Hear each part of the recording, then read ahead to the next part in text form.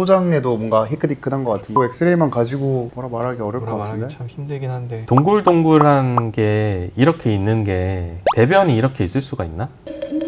알 수 없지. 뭘 먹었느냐에 따라서. 조영제 검사한 것 같아.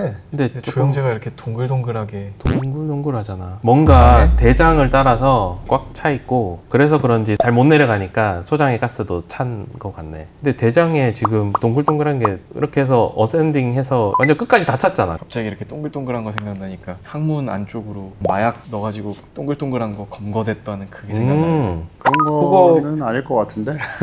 그거 그런 건 가능성도 아니겠지만. 그거 가능성도 근데 수술하고 나서 팔로우 엑스레이 복부 찍으면 이런 식의 사람들 되게 많았던 것 같은데 내 기억에는. 이제 조영제가 좀 섞이면은 좀 그럴 수도 있지. 그런 거 치고 근데 너무 동글동글하다. 너무 동글동글하고 너무 흐린 거 같은데. 근데 이제 내가 만약에 이걸 판독했다? 굳이 쓴다 그러면 변비. 변비. 우리의 그러면 종합적인 의견은 변비다.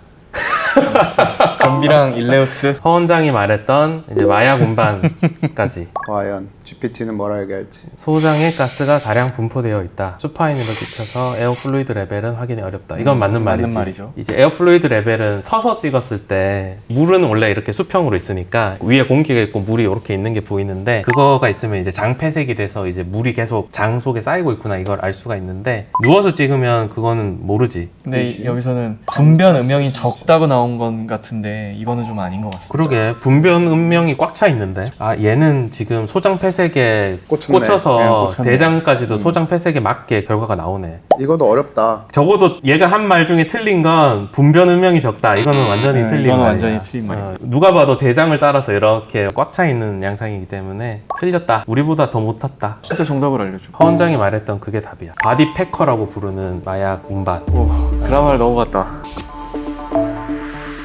이게 가루가 엄청 뭉쳐져 있어서 밀도가 높으면 보일 수도 있지. 이게 드라마 일이 아닌 게 사망한 기사가 있었는데 그 안에서 비닐이 터지면서 마약이 대량으로 흡수돼서 집에서 사망한 채로 발견된 거야. 사실 한국도 마약 청정국이 아니잖아. 내가 웹툰을 좀 보는데 웹툰에도 보면 그 청소년들 펜타닐 패치 가지고 뭐 장사하는 이야기가 나오더라고. 그리고 청소년들 대상으로 하는 공익 광고에서 마약 하지 말라, 맞아. 나아갈 수 있는 구멍이 없다 이런 것들이 계속 나오는 거 봐서는 심각한 것 같아. 사실 진통제 중에서는 마약성 진통제들이 강력하고 많지. 그리고 실제로 암 환자에서는 필요한 진통제고 암성 통증에 마약성 진통제가 없었으면 많이 힘들었을 테니까 마약을 약물로 잘 쓰면 당연히 되게 환자한테도 좋게 쓸 수 있는 건데 그거를 남용하는 게 문제인데 우리 때는 상상할 수 없던 일들이 요즘 너무 많이 벌어져서 좀 안타까워. 또 너무 충격적인 거는 국내에서 지금 마약이 문제가 되는 거는 밀반입돼서 들어오는 것들도 있지만 의사가 그냥 처방을 해줘서 돌고 있다는 게 제일 큰 문제인 것 같아. 좀 아프다 그러면 패치를 막 처방하는 거야 그냥. 그래서 그 패치를 복용하는 걸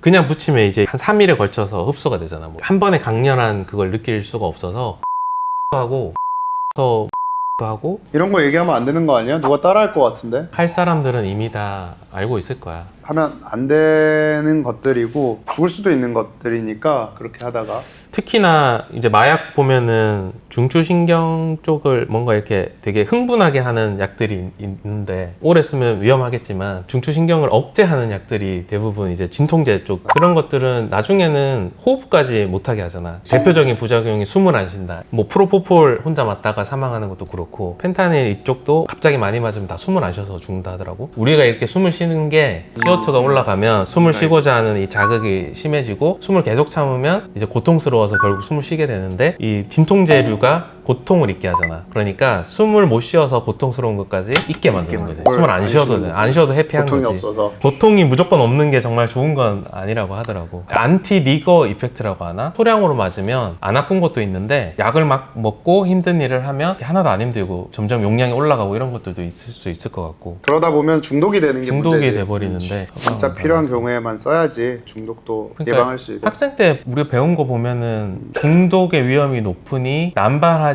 말라 이렇게 돼 있는데 근데 또 암 환자 호스피스 관련된 거 배울 때는 암 환자들한테 쓰는 거를 또 주저하지 말라, 아끼지 말라 돼 있거든. 실제로 보면 뼈전이가 심하거나 이래서 아픈 분들은 중독이 안 된다 하더라고. 그래서 내가 알기로 지금도 있을 수는 있지만 그런 것도 많았어. 결국 마약 성분이라는 거에 대한 인식이 안 좋은 게 있어서 비마약성 진통제인데 마약 진통 효과를 똑같이 하는 약물 개발을 많이 하는데 쉽지는 않긴 하나 봐. 제대로 아직 상용화된 게 없지 않나 싶어. 싶어. 이제 암 환자분들 중에 이런 걱정 많이 하더라고. 그 마약성 진통제 했다가 중독되면 나 어떡하냐. 너무 참지 마시고 중독 안 되니까 쓰세요 이렇게 그래, 말해도 될 것 통증을 같고. 참는 게 더 힘드니까. 진짜 아픈 분들은 보니까 진짜 살짝 자극만 가도 아파하니까 마약성 진통제가 없으면 정상적인 삶을 할 수가 없고, 우리한테도 케모포트 넣으러 오신 분도 있어. 거의 뭐 10년째 가지고 있었는데 맞아. 막혔다 그래서 맞아. 바꾸고. 근데 그분 보면 이제 양쪽에 다 해서 막 혈관도 없어져 있고 막 그렇거든. 그만큼 이제 괴롭다는 거지. 마약성 진통제 없이는 정상적인 생활을 하기 어려우니까. 그런 분들은 참지 않고 당연히 약이 정말 필요한 분들인데, 그렇지 않고 이제 머리 좀 아파요. 뭐 마약성 진통제 달라 이렇게 하는데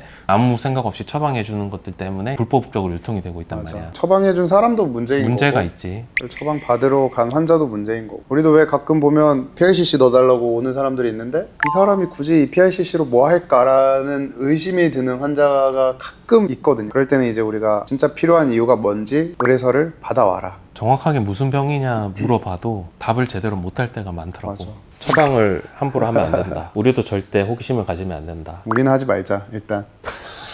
생각보다 우리 주변에 이제 많이 있는 것 같아서 경각심을 가지고 살아야 될 것 같아. 요새는 약물로 나오는 마약들이 문제인 거지 의료용으로 나오는 거에 그렇게 심하지 않은 것 같아요. 왜냐하면 그 이외의 것들이 너무 많아졌어요. 생각보다 병원에서 마약류는 관리가 우리나라 시스템이 잘 되어 있어. 마약류 통합 관리 시스템이 있어서 우리도 매일 보고하잖아. 구매하면 얼마 구매했다, 그리고 하루에 누구누구한테 썼다, 환자 이름까지 다 지정해서 사용량까지 보고를 하고 있기 때문에 병원에서 얻기는 쉽지 않지. 그 처방 안 해준 이상은 사실 얻기는 굉장히 어렵기 때문에 우리들이 좀 병원에서 이제 함부로 남용해서 처방하지만 않는다면 병원에서 유통되는 약은 괜찮지 않을까 싶긴 해. 불법으로 유통되는 게 제일 문제일 것 같아. 마약 단속하는 형사가 어떤 거기에서. 집단에 들어가서 의심을 사지 않기 위해서 같이 약을 마약을 한 했어? 번 했는데 거기에 중독이 돼서 결국은 헤어나올 수 없었다. 그걸 잡기 위해 간 사람도 한 번 맞았는데 그걸 이제 또 하고 싶은 거지. 이게 점점 더 강한 도파민을 이제 원하는 이 욕구가 그만큼 무섭다는 것 같아. 우리나라 하수 처리장 전국에 있는 거를 다 조사를 해서 마약류가 검출이 되는지 확인을 했더니 전부 다 나왔대. 맞아. 그러니까 소변에서 마약 검출한다고 하잖아요. 똑같이 하수에서도 할 수 있나 보더라고. 버렸건 몸에 들어왔다 나갔건 간에 하수에선 이걸 검출을 할 수가 있는데 전국에서 다 나왔다는 거 보면은 진짜 심각한 거지.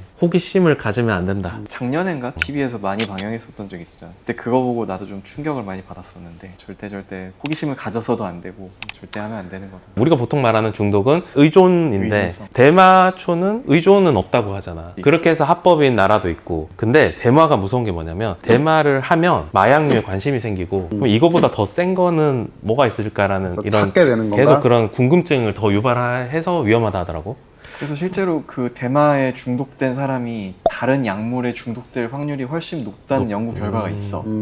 우리나라는 대마가 불법인 게 올바른 방향이라고 생각을 해. 특히나 우리나라는 이제 대마가 합법인데 가서 하는 것도 하고 와도 불법이지. 와도 우리나라에서는 불법이기 때문에 절대 뭐 호기심을 가져서도 안 되고 해도 안 되고. 건강이 최우선인 것 같아. 그리고 마약하는 사람들 보면 기본적으로 우울증이 있으니까 자꾸 약에 손을 대는 것 같기도 하더라고.